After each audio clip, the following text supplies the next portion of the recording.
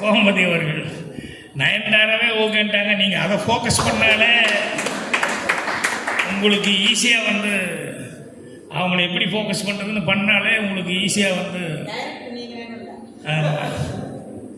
சீக்கிரமாக பாப்புலர் ஆகிடும். ஆனால் எப்படியோ கரெக்டான ஒரு நாள் பிடிச்சிருக்கீங்க. இப்போ படம் எடுக்க சொல்லி வேறு ஒரு அப்ளிகேஷன் போட்டீங்க. ரவி ஷார்ட் ஃபிலிம் எடுத்து கொடுக்குறேன்னு சொல்லி ஒத்துக்கிட்டாங்க.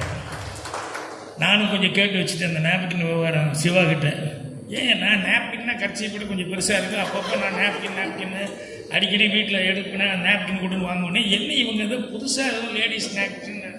இல்லை சார் அது வேற அப்படின்னா. அப்படியா, அதுக்கு அப்படி பேர் சொல்லுவாங்கடா அப்படின்னு சொல்லி நிறைய விஷயம் பாக்கியராஜன் எல்லாமே தெரிஞ்சிருக்குங்கிறது இல்லை, முறுக்கா தெரிஞ்சது அது வேற, அதுக்காக எல்லாமே தெரிஞ்சிருக்கணுங்கிறது இல்லை. ஸோ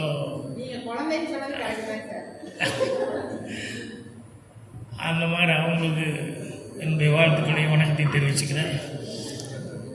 அதுக்கப்புறம் ஜீவாரவி இவ்வளவு சிரமப்பட்டு, ஆனால் நம்ம கோபிக்கு ஒரு மரியாதை வரணும் அப்படின்னு சொல்லிட்டு சும்மா நம்ம ஏதோ நடித்தோம் போனோம் அப்படிங்கிற மாதிரி இல்லாமல் பிறந்த ஊருக்கு ஒரு பெருமை அப்படிங்கிறத வந்து எப்படியாவது கொண்டு வரணும். அதுவும் தாத்தாவுடைய பெருமையை காப்பாற்றுற அளவுக்கு ஒன்று பண்ணணும் அப்படின்னு ஒரு வைராக்கியத்தோடு ஸ்டார்ட் பண்ணதுங்கிறது ஒரு பெரிய சமாச்சாரம்.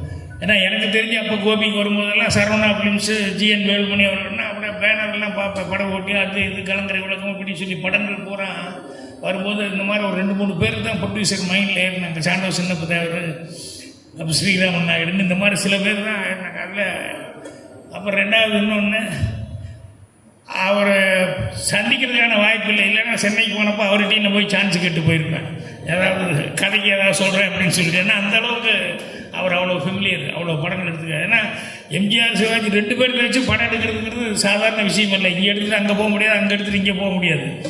ஆனால் எவ்வளோ பேலன்ஸ்டாக இருந்தால் 2 பேருமே வந்து கால் ஷீட் கொடுத்து நடிச்சிருப்பாங்க. நீ அவன் அந்த ஆளை வச்சு படம் எடுத்தியா, நீ இந்த ஆளை வச்சு படம் எடுத்தியா, அவங்களுக்குள்ளேயே ஒரு ஃபீலிங் இல்லாமல் அவர் ஜிஎன் வேலுமணி சாருக்கு எவ்வளோ மரியாதை கொடுக்கணும்னு அந்த அளவுக்கு அவங்க பண்ணியிருப்பாங்க. ஸோ அவருக்கு இந்த அளவுக்கு ஊர் பேரை காப்பாற்றணும் அப்படின்னு சொல்லி இது பண்ணேன்.